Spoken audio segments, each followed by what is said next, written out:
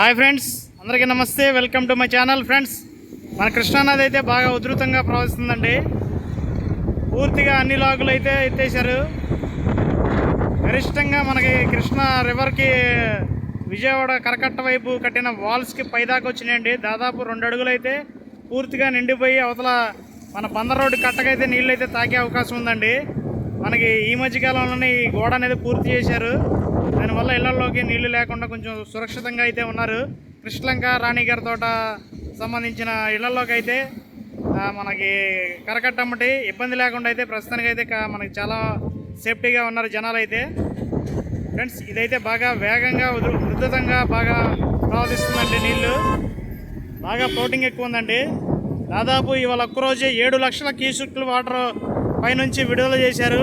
మన కృష్ణానదికి లాకుల నుంచి దిగువకి విడుదల చేస్తున్నారు. ఈ వాటర్ అంతా దాదాపు మనకి సముద్రంలోకి చేరిపోతుందండి.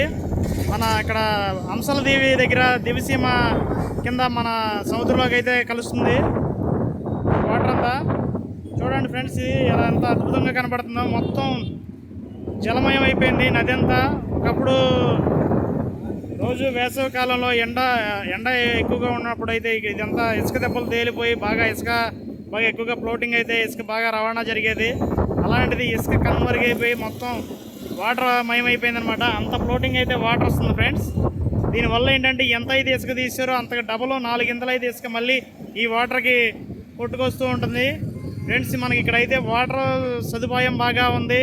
ఈ ఇసుక శాండ్ సదుపాయం బాగా వచ్చిందండి ఈ సీజన్లో చాలా వరకు.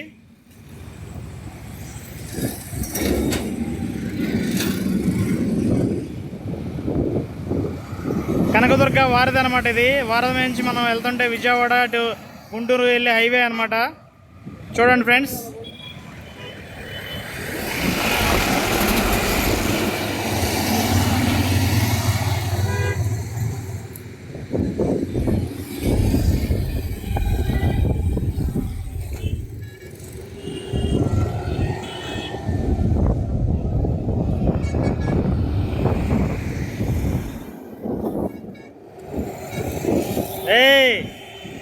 వెళ్ళండి, పైకి వెళ్ళండి.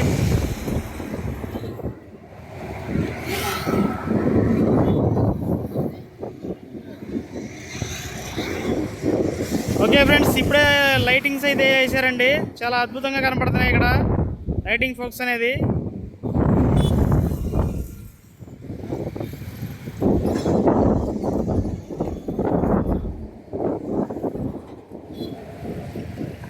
ఓకే ఫ్రెండ్స్, వీడియో నచ్చితే లైక్ చేయండి, షేర్ చేయండి, కామెంట్ చేయండి, సబ్స్క్రైబ్ చేయండి ఫ్రెండ్స్.